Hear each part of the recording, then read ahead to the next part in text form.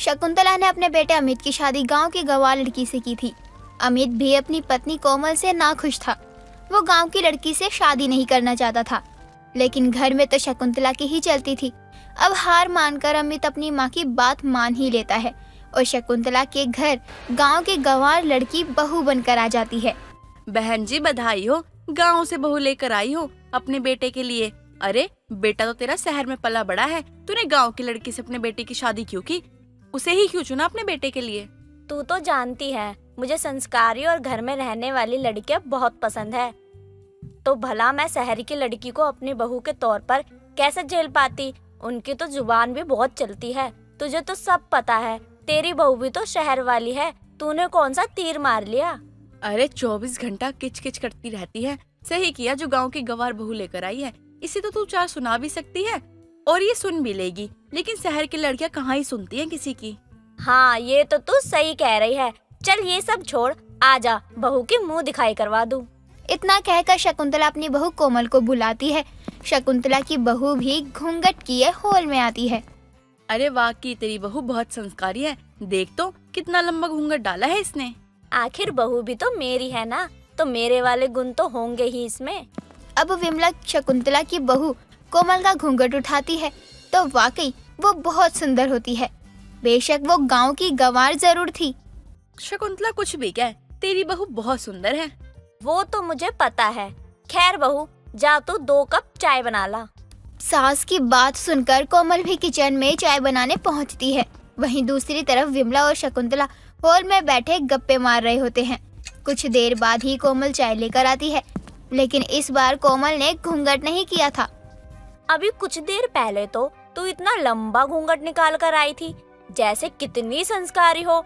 और तुझे एक बार विमला ने क्या देख लिया और तेरी तारीफ क्या कर दी कि तूने घूंघट करना ही छोड़ दिया। वो माँ जी वो चल नहीं पाती हूँ इसीलिए। एक बार गलती माफ भी कर दी, अगली बार ऐसा हुआ तो मुझसे बुरा नहीं होगा कोई बहू। अरे छी छी छी छी, चाय में तो चीनी ही नहीं है और ना ही चाय पत्ती है। कैसी चाय बनाई है बहू तूने? क्या तेरे गांव में ऐसी ही चाय पीते हैं? शकुंतला मुझसे तो नहीं पी जाएगी ये चाय, मुझे तो जहर लग रही है, जहर। क्या कह रही है तू? चाय में चीनी नहीं है? अरे राम रे राम। विमला की इतनी सी बात सुनकर शकुंतला बिना चाय पिए ही अपने कप वाली चाय कोमल के पैरों पर फेंक देती है, जिससे कोमल का पैर जल जाता है और वो अपने पैरों को पटकते हुए कहती है, ये क्या किया माँ जी आपने मेरे पैरों पर? हाय मेरे पैरों में इतना दर्द हो रहा है, हाय मेरे पैर जल रहे हैं। माँ जी कोई मेरी मदद करो। अरे शकुंतला मैं तो मजाक कर रही थी, ये क्या किया तूने? अरे उसका पैर जला दिया। बहू रुक, मैं तेरे लिए पानी लेकर आती हूँ। इतना कहकर विमला जल्दी से किचन में जाकर पानी लेकर आती है और कोमल के पैरों पर डाल देती है, जिससे उसे थोड़ी सी राहत मिलती है। अब वो बिना कुछ बोले अपने कमरे में चली जाती है।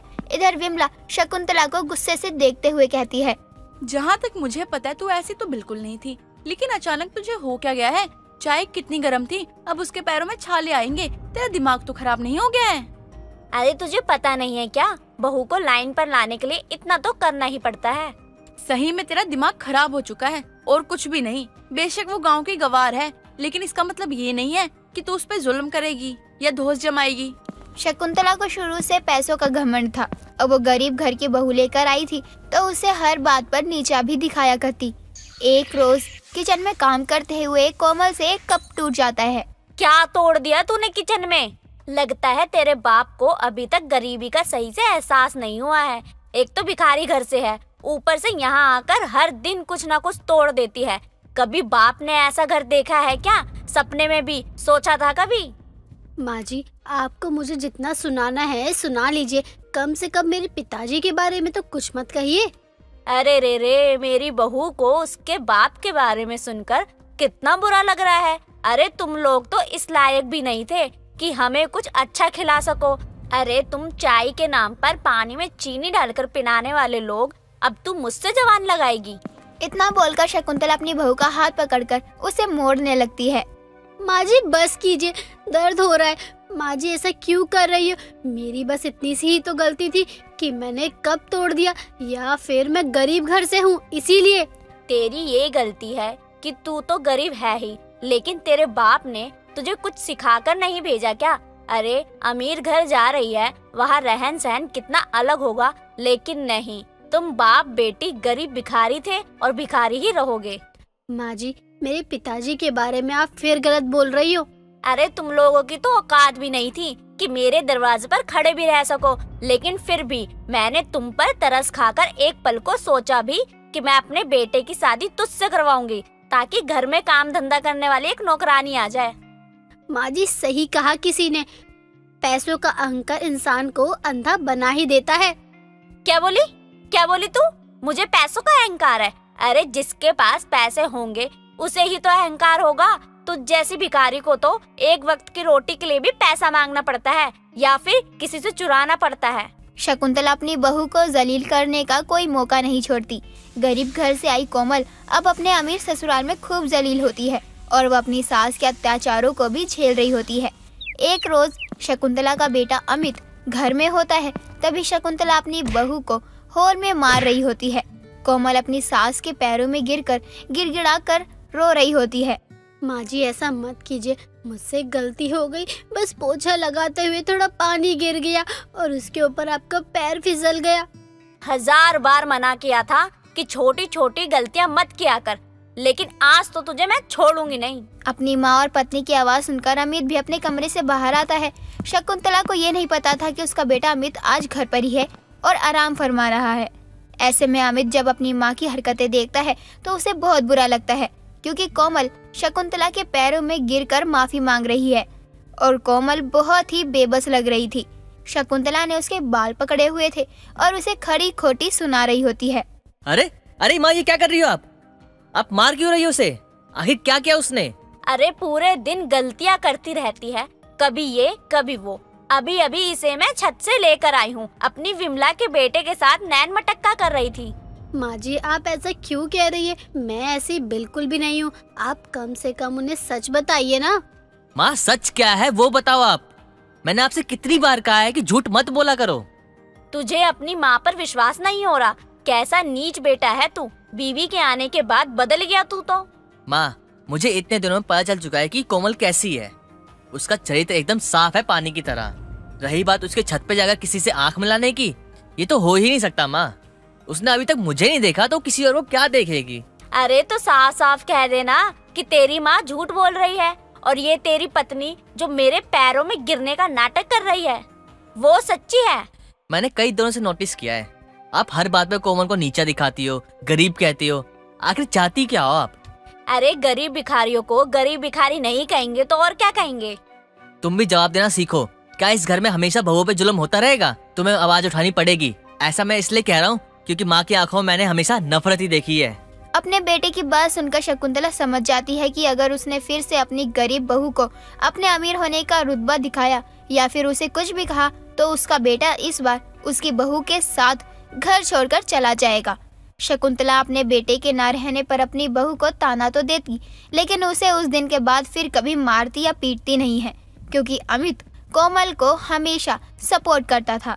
रघुवीर अपनी पत्नी ममता और बेटी काजल के साथ दिल्ली में रहता था। रघुवीर आज बहुत खुश था क्योंकि वो अपनी बेटी काजल की शादी तय करके घर आया था। घर में आते ही अपनी पत्नी ममता को जोर जोर से आवाज देता है। ममता, अरे कहाँ हो? जल्दी आओ ना हॉल में। अरे मुझे तुम्हें खुशखबरी देनी है। अरे ममता कहाँ हो? जल्दी आओ। जी रसोई में काम कर रही हूँ, अभी आती हूँ। ममता की बात सुनकर रघुवीर से सब्र नहीं होता और वो रसोई में जाकर ममता का हाथ पकड़कर हॉल में लेकर आता है। अरे रसोई का काम तुम बाद में कर लेना। अरे पहले मेरी बात सुनो। काजल का रिश्ता पक्का हो गया है। उन लोगों ने शादी के लिए हाँ कर दी है। अब बस तुम शादी की तैयारियों में लग जाओ। आप सच कह रहे हैं ना? मुझे तो यकीन ही नहीं हो रहा। कहीं आप मजाक तो नहीं कर रहे ना? तुम्हारा दिमाग ठीक है? अरे भला मैं अपनी बेटी की शादी की बात को लेके क्यों मजाक करूँगा? अरे मैं बिल्कुल सच कह रहा हूँ। अब हमारे पास ज्यादा समय नहीं है। ममता और रघुवीर आपस में बातें कर रहे होते हैं। तभी उनके पड़ोसी साहिबा और करीम वहाँ आते हैं। साहिबा और करीम मुसलमान थे, लेकिन फिर भी ममता और रघुवीर उन्हें अपने परिवार का सदस्य मानते थे। रघुवीर करीम को देखकर तुरंत गले लगा लेता है। भाई आप तो बिल्कुल सही समय पे आए हो। मेरी बेटी का रिश्ता पक्का हो गया है। भाईजान, ये तो बड़ी खुशी की बात है। आज तो आपकी दिल की मुराद पूरी हो गई। अब तो इंशाअल्लाह सब कुछ ठीक से हो जाए बस। भाईजान, इतनी बड़ी खुशखबरी आप ऐसे ही बता दोगे क्या? कम से कम हम लोगों का मुंह तो मीठा करवाइए। हाँ हाँ बिल्कुल, ये भी कोई कहने की बात है। अरे मैं तो खुद आपके घर मिठाई लेके आने वाला था, लेकिन उससे पहले आप लोग खुद आ गए। आते कैसे नहीं भाई साहब, ये भी तो हमारा ही घर है। आज तक आपने हमें कभी एहसास नहीं होने दिया कि हम आपके ही धर्म के नहीं हैं।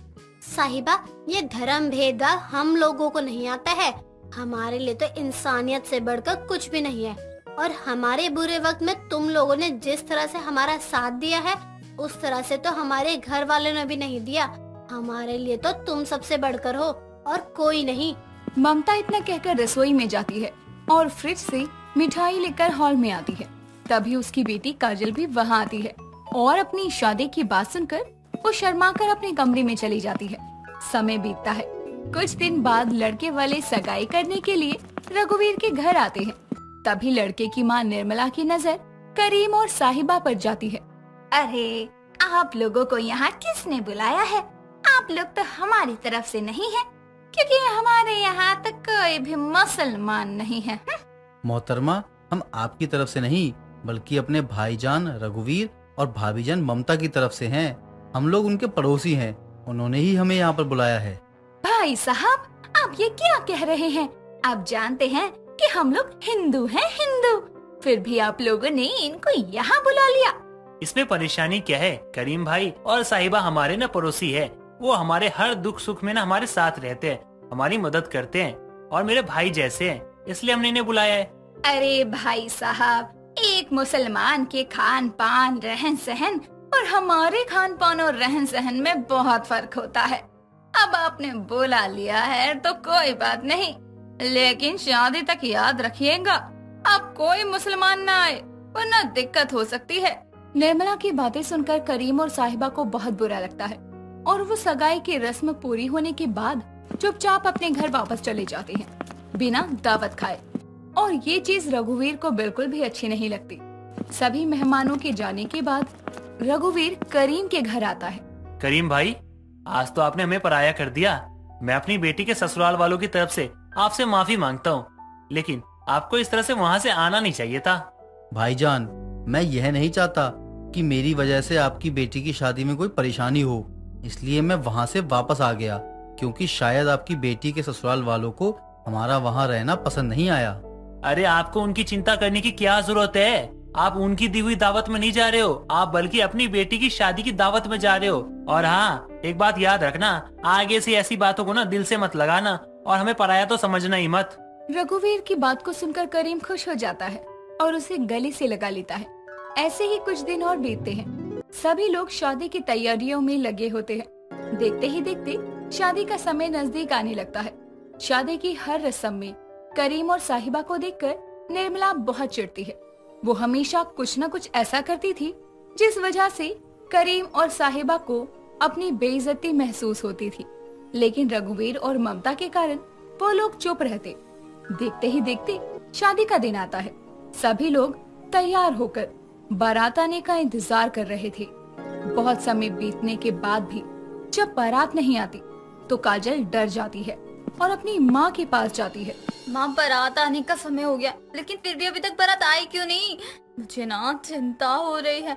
मुझे लगता है हमारे घर के फंक्शन में ना साहिबा चाची और करीम चाचा का होना मेरी सास को अच्छा नहीं लगा। कहीं अगर वो बारात लेकर नहीं आए तो क्या होगा माँ?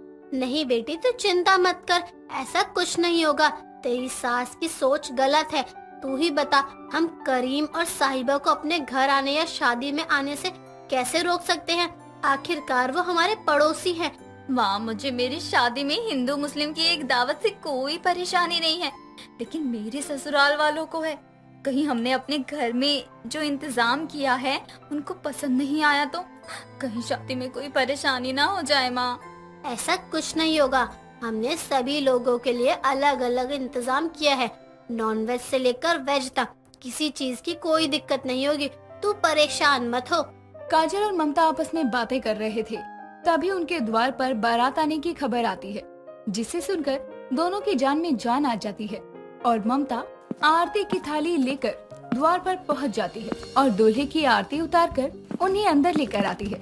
तभी फिर से निर्मला की नजर खाने की 2 स्टॉल्स पर जाती है, जहाँ एक तरफ नॉनवेज था, वहीं दूसरी तरफ वेज खाना था। भाई साहब, मैंने आपको पहले ही कहा था कि मेरे बेटे की शादी की दावत में कोई कमी नहीं रहनी चाहिए, लेकिन आपने तो हिंदू मुस्लिम की एक ही दावत रख दी। राम राम, अपनी बेटी की शादी में तभी तो नॉनवेज बनवाया है। समधन जी, हमने आपको पहले ही बताया था, हमें धर्मों में भेदभाव करना नहीं आता, और मेरी जान पहचान में, दोस्त यार में दोनों धर्म के लोग आते हैं, और मैं अपनी इकलौती बेटी की शादी में उन्हें कैसे ना बुलाऊं? उनके लिए अलग से दावत थोड़ी दूंगा मैं।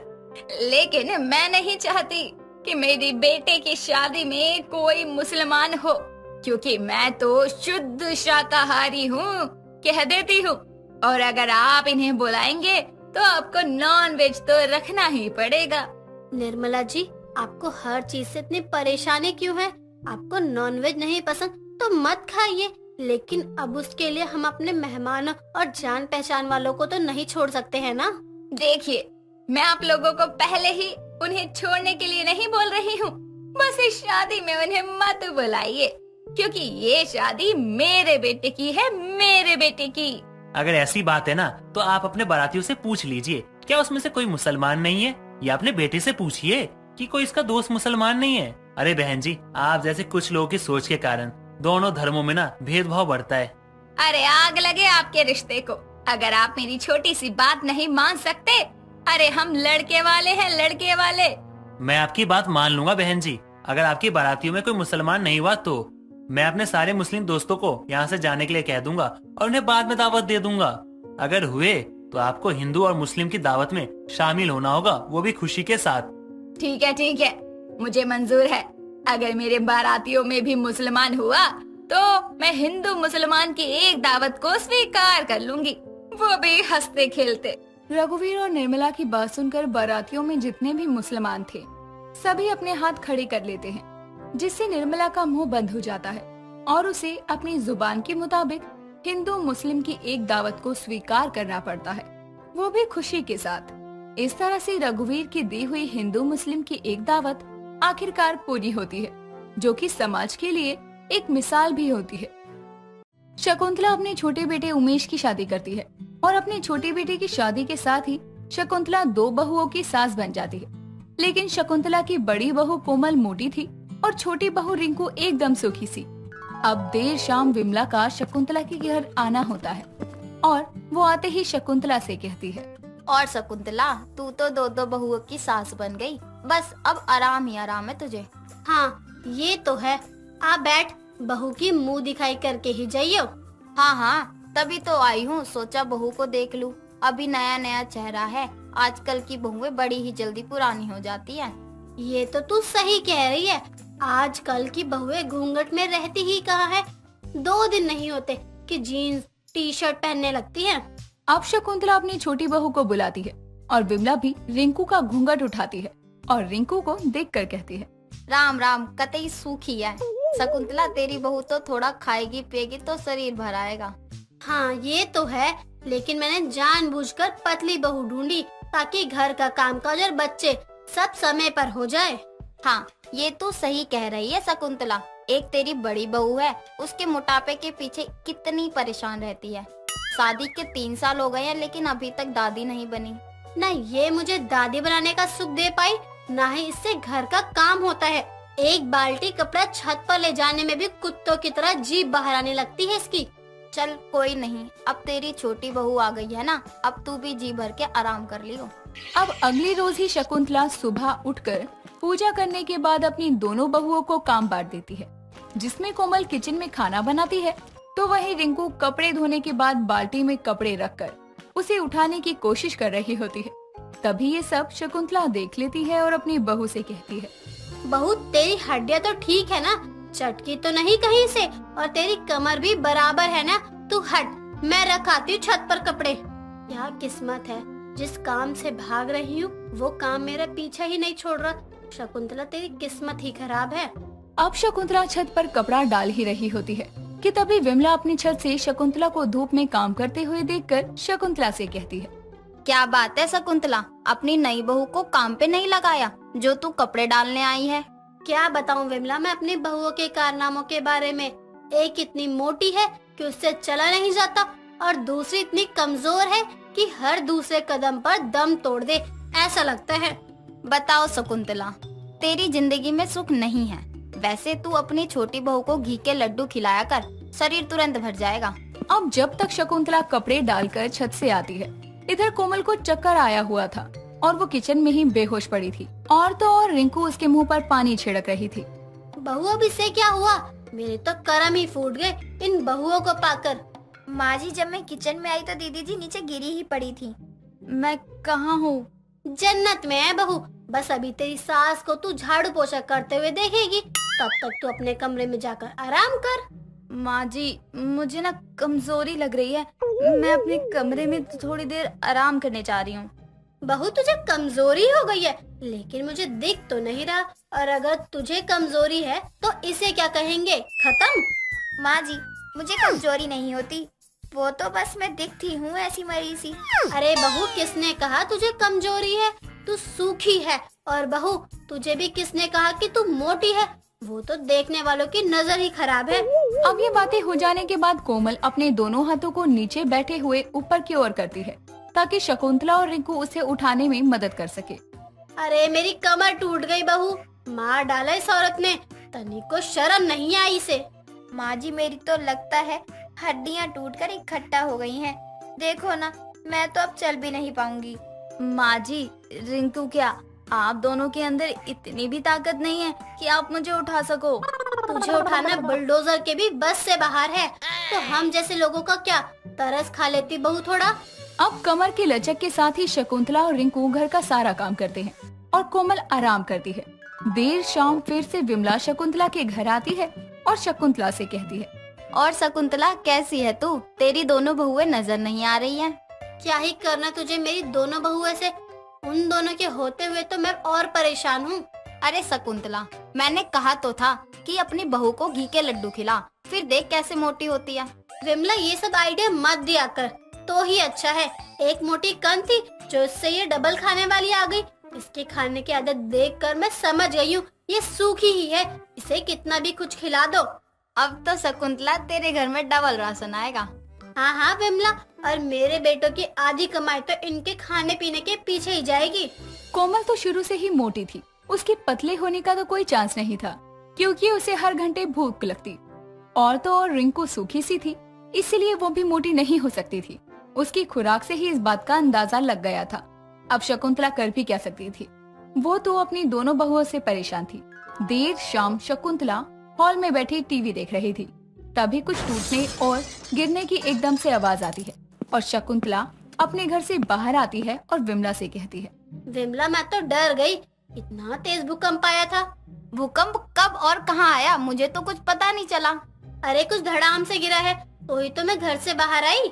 चल तेरे घर देखते हैं, जरूर तेरी बहुएं गिरी होगी, वो भी कोई भूकंप से कम नहीं है। तेरी बात तो सही है, हो सकता है ऐसा।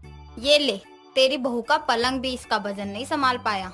बहू क्या है ये सब? यहाँ तूने पलंग तोड़ दिया और उधर मैंने सोचा कि भूकंप आया हुआ है। हे भगवान, मेरे बेटे की रक्षा करना। माँ जी, अब आप देखते ही रहोगे या मुझे यहाँ से निकालोगे भी? अब कोमल को विमला और शकुंतला मिलकर उस टूटे हुए पलंग से निकालते हैं। अब देर रात सब सो रहे थे, तभी शकुंतला के घर में चोर घुस आता है, जो पानी पीने उठी रिंकू उसे देख लेती है और पहले तो वो डर जाती है, लेकिन वो आराम से चोर के पीछे से जाकर उसका पैर पकड़ लेती है। माँ जी, दीदी जी, चोर चोर।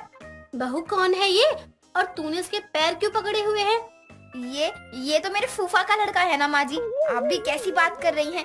जल्दी से इसे पकड़ो ना, बहुत मेहनत से इस चोर को पकड़ रखा है। रिंकू चोर को पकड़ने की कोशिश करती है और चोर भागने की कोशिश करता है और इसी बीच वो गिर जाता है। अब कोमल उस चोर के ऊपर जाकर बैठ जाती है और रिंकू से कहती है, रिंकू अब तू पैर छोड़ दे, ये भाग ही नहीं सकता। और माँ जी, आप आराम से पुलिस को फोन करो। अरे माँ जी मुझे मार लो, अरे पीट लो, अरे पुलिस के हवाले ही कर दो यार। है पुलिस दीदी को बोलो ना उठ जाए मेरे ऊपर से। मेरे 2 बच्चे 3 बीवियां हैं, वो भी अनाथ हो जाएंगे। आय हाय मर गया रे। माँ जी, आप पुलिस को फोन क्यों नहीं लगा रही हैं? आप मुझे देखने में क्या लगी हैं? बहू वो मर जाएगा, उठ भी जाओ उसके ऊपर से, रहम खाओ उस पर। नहीं दीदी जी, ये इसी लायक है, बड़ा आया 3 बीवियों वाला। बहू उससे भूल हो गई, वो कह रहा है ना जाने दे, उसके बीवी बच्चे हैं। दीदी मुझे माफ कर दो, अगर मुझे पहले पता होता इस घर में पहलवान रहते हैं तो मैं अभी तो क्या, मैं 7 जन्म में नहीं आता। कोमल भी जिद पर ही थी और वो पुलिस के आने तक उस चोर के ऊपर ही बैठी रहती है और आसपास वाले भी जाग जाते हैं। पुलिस चोर को ले जाती है, लेकिन विमला कोमल की इस बहादुरी को देखते हुए कोमल से कहती है, बहू आज पहली बार शकुंतला को तुझ पे नाज हो रहा होगा कि तू किसी काम तो आई। इस तरह मोटी बहू और पतली बहू को शकुंतला अपनी अपनी जगह सही कहती है।